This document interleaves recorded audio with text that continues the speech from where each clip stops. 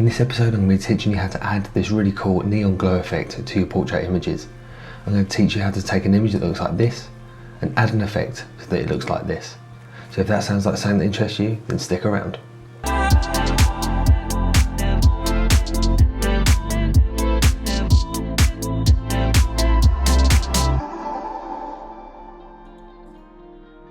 Hi everyone, welcome back to the channel. Thanks for watching and I hope you're well. So like I said, in this tutorial I'm going to teach you exactly how to add this really cool neon glow effect to your portrait images. So without further ado, let's jump right into Affinity Photo and get on with it. And so here we are in Affinity Photo, and this is a picture of a model and friend of mine called Recolor T. Here's her Instagram handle. I've also linked it in the description below. So make sure you go and check her out. And this was a portrait I took of her on a wedding shoot I did. So I was actually on this shoot as the videographer. So what I'll do is I'll link the film in the card up above. So if you're interested in how the film turned out, you can go and check that out. But for now, we're going to concentrate on this portrait image. And I thought it was a really cool image to use of Recolor to show this glow effect. You know, it's become very popular over the last few years, and I'm going to teach you exactly how you can add any color neon effect to any photo right here in Affinity Photo. So how are we going to do this then? Well, we're going to do it in several stages, and we're going to layer the effect up and give it a really realistic and nice look. So the first thing we're going to do is decide what kind of shape or style we want. So we can either use the pen tool or we can use a shape tool. For this tutorial, I'm going to be using a shape tool. So I'm going to come over here to my shape panel, and you can choose any shape you like. So I'm going to stick with the diamond. I'm then going to draw a diamond onto the screen. Now, a little tip here: if you hold the shift key down when you click and drag, then it's going to keep the proportions of the diamond exactly square to each other, and that'll work with any shape you use. Just hold the shift key down and it will hold the shape in the dimensions equally. So then what I'm going to do is place it over Recolor where I want it. I'm then going to come up to my fill. I'm going to come across the gradient.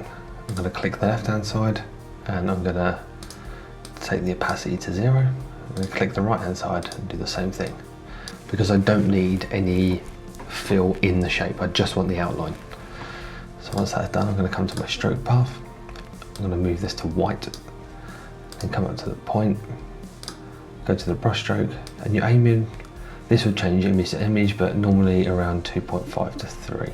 So let's go 2.5 for now. Come off that.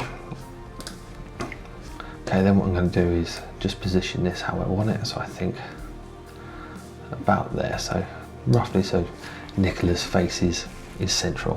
What I'm then going to do is duplicate this, and what I'm now going to do is move the shape down to create an extra layer of the effects. So another little tip for you here: if you hold shift while you're moving, it's going to lock it on that center axis and allow you to just move up and down that center axis nice and easy. So about there. And then what I'm going to do is duplicate it one more time, do exactly the same thing until it's roughly square. And I'm looking at the squares on the little squares here on the corner to make sure I'm okay. Okay, then what I'm going to do is I'm going to highlight all 3 of these layers, and I'm going to move the whole layer down, because I want the bottom square to just cut Recolor's head here, because we're actually going to shade that out. And we can go back to our bottom diamond. So the first thing we need to do is actually erase part of this effect, because I want it to sit behind Recolor's head. So what we can do is simply come over to the erase tool, make sure the layer you want to affect, so the diamond you want to, or whichever shape it is selected. We can then zoom in. Now I find this area here, I definitely know I want to take away, so I'm going to erase that first. And what that allows me to do is then bring up the preview. So as you can see, it previews where it's going to be deleting or erasing from before I do it. So again, nice and tight, maybe make the brush a bit smaller, keep it nice and accurate. And again, take your time with this bit, because the more accurate you can be, the more realistic the effect is going to look. Up here.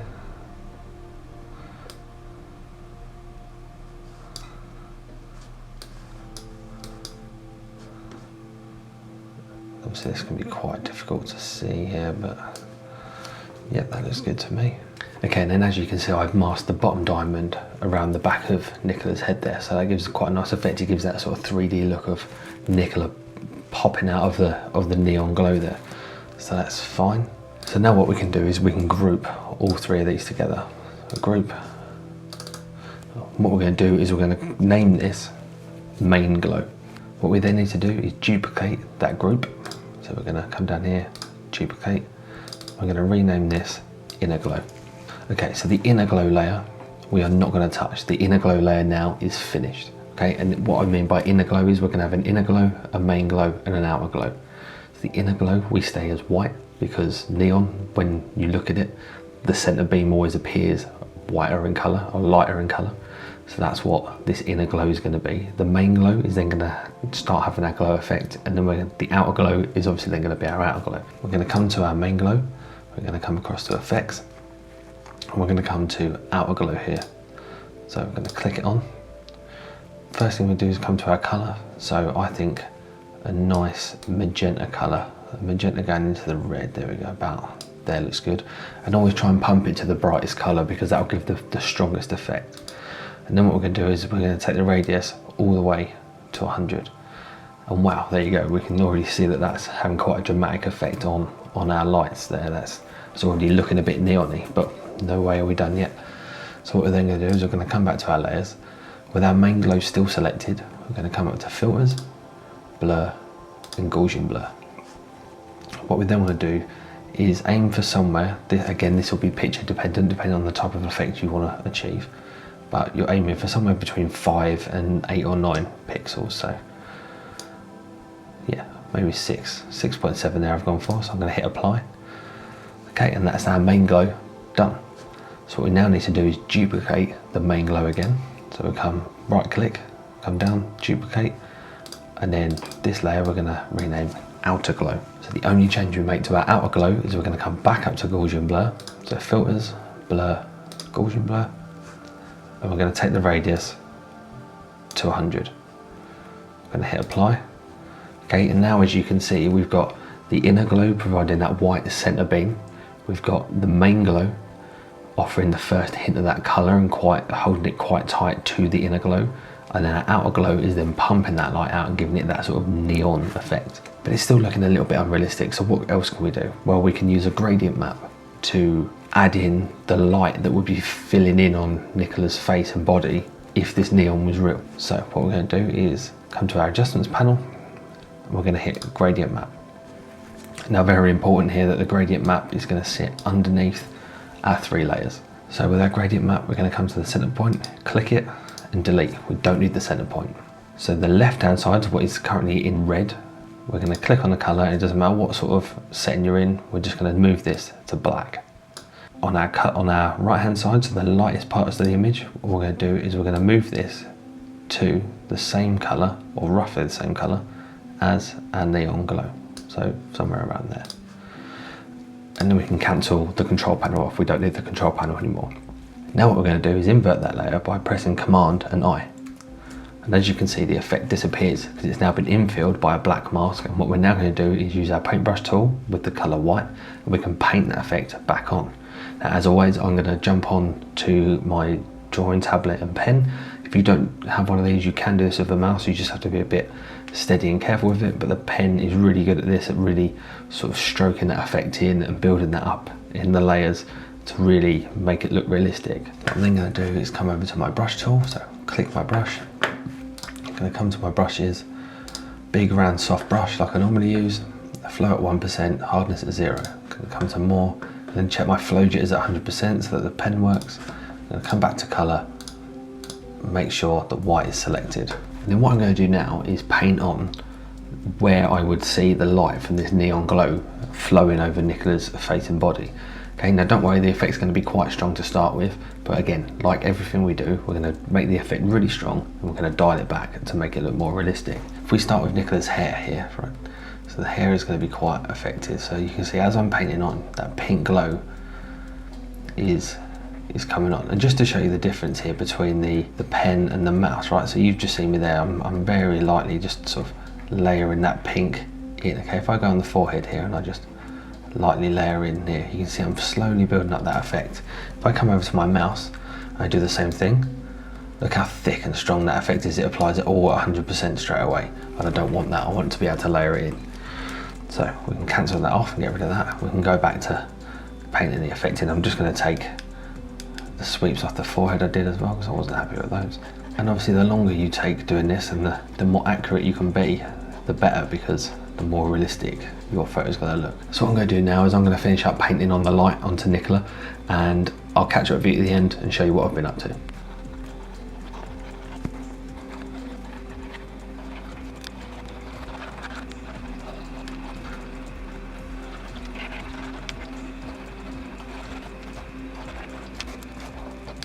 Okay, so I've just finished up doing the light painting of Laura here. So I focused a lot on the hair because I think the hair would give a nice reflection of the light, and again just infill bits of the face. I didn't want to go too crazy. The body's obviously got quite a lot in it, and I tried to keep it reasonably not too perfect, because we're going to sort of dull this effect back off and I want it to look quite natural. And so what we're going to do next is make sure that our gradient map is selected, and we're going to come to blend mode. And you can never play around with these blend modes and see which effects they give you, okay, because they will affect slightly differently how the colour looks and is affected. So you could go for maybe overlay, normally gives quite a good effect, so 100%. You can build that effect back in. An overlay is probably a little bit too dark for me for this. Soft light can sometimes work quite well, but typically what I normally use is the colour, because it does exactly that, it affects the colour, and that's what I want. I want that glow.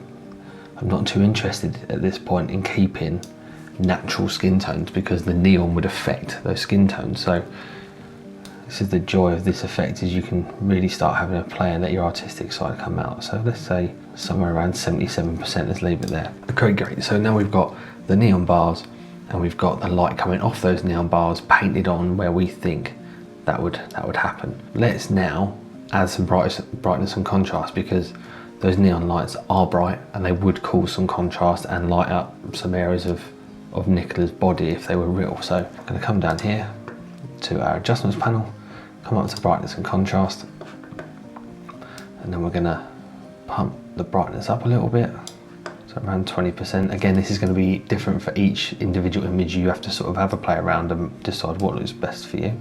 A little bit of contrast in there. Okay, what we're then going to do is cancel the control panel. We don't need that anymore. Again, Command and I to invert the layer, and exactly the same thing. We're now going to paint the effect on where we think the image needs a bit more brightness or a bit more contrast. So if I go to 100% and come up to Nicola's hair, I can show you exactly what I'm talking about. So let's take this bright bit of hair here. As you can see, as I'm painting it on, I'm just affecting the hair, but just where the light strands hit, because I want to make that a bit punchier. I want that to come out in the final image, about how that light is affecting the hair. Make it a bit smaller, get these smaller strands here because they're nice and close. Okay, just to show you now, so this is obviously after, this is before, this is after. So I'm brightening up the parts of the image now that I want to inject some light to, and I'm using a brightness and contrast layer on a mask to do that. So what I'm going to do is I'm going to carry on adding my brightness and contrast, and I'll see you at the end to show you what I've done. Okay, so I've just finished making the adjustments to my brightness and contrast layer. So if I turn this off and on again, that was before, and this is after, before and after.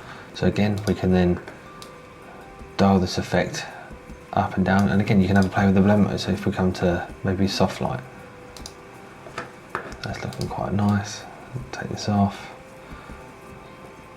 adds a nice level of contrast there, yeah, about there, so I like that. Okay, but that's not the only thing we can do now. So if that's how you wanted the effect and that's how you wanted it to look, then great, you can stop right there. But what you can do now is this is really cool now. Come to our inner glow layer. What we're going to do is shift and down to our outer glow, and we're going to add these three into their own group. So we're going to name these neon bars. Then what we can do is if we come down to our adjustments panel and hit Recolor, so we're going to add a Recolor layer. Then what we're going to do is we're going to click and drag this into the neon bar. So make sure you pull it to the right to make sure you see the bar comes across there, and that's to make it a child layer of the neon bars. That's going to open the neon bars group back up.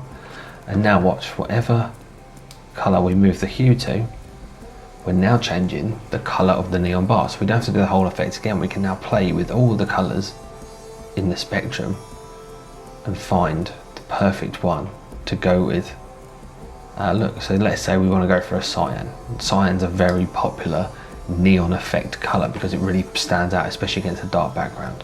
So what we can then do is cancel the control panel off and close that down. Now I know what you're thinking, you're saying, look, the neon bars are now cyan, but the gradient map is still magenta. So we just jump into our gradient map.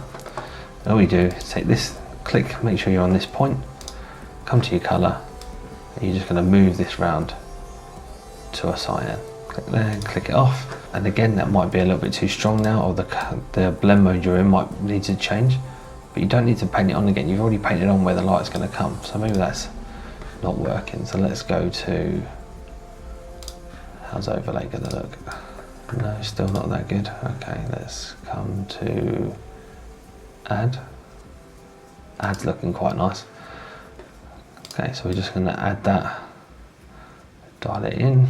And obviously each colour, every time you change the colour of these neon lights, they're going to affect the image in different ways depending on the colours in your image. So obviously a light sort of cyan here is affecting the body and the shades I've put into the image already in a slightly different way to the magenta was. So it just takes a bit of tweaking to get it right. Play with your contrast again, so yeah, that's looking around there. So around 75%, in fact we haven't changed that really. And there you go, you've now got cyan neon bars instead of magenta neon bars. And you can keep going with this. You can change this to any number of colours. You can then add other shapes in on top and create some really cool effects. And don't just think you're constrained to the shapes that Affinity Photo gives you. So if we come over here to the shapes panel, you can see here that there's any number of shapes. So you can do the ellipse tool, so just circular, rounded edge. You know, you can come down here to these quirky ones. I mean, maybe put a love heart and that kind of stuff over it. But what if you want to create your own shapes? Well, we can do that as well. So what we'll do is we'll turn these layers off for now because we don't need them anymore. Okay, and then what we're going to do is come up to our pen tool. And this is just to show you that this is another way you can do it if you don't want to be constrained or bound by the shapes or any regular shapes, that you can design your own shape to go on your image. So let's come down here and let's start in this corner, put a control point in there. Now, really cool feature as well, if you hold shift when you have the pen tool, it's going to hold the lines in 45-degree angles. So you can see 45 degrees, and now it's coming up and down the vertical axis, and now it's coming along the horizontal axis. So let's go 45 degrees to there, 45 degrees to there, 45 degrees to there, and then back again. Okay, so then what we would do is come up to our stroke, make sure our stroke path is on white, make sure we're on brush, and again come up to about 2, 2.5, 3, and then click off. And there you go, you've got the exact same thing as we started with the shape. So then all you would have to do is come up here to your erase tool, make sure your curve layer is selected, and you're just going to erase the bits behind that you don't want to see, very roughly, exactly like that. And then the stages going forward are exactly the same. You just build the effect in the exact same way that I just showed you, and that way you can create your own unique shapes. And don't think you have to be bound by straight edges. So if I delete this curves layer, because that was just to show you, I come back to the pen tool. Okay, so I can start in this corner. So if I put one control point in the corner here, and then I click and drag, I can then bend. And obviously the further I pull these control points out, the smoother the bend is going to be. And so then I can grab another control point. And as you can see now, come on, I'll shorten this one down. I can then create some interesting spirals and shapes. And again, you just, once this is done, you can then delete the pathways that you don't need. So let's finish it there. Stroke to white, brush stroke 2.5, and there we go. You then delete or erase the bits you don't need, colour it in exactly the same way. And so the opportunities are absolutely endless to create this really cool glow effect on any of your portrait images and add some really cool features that are really going to make your images stand out from the crowd.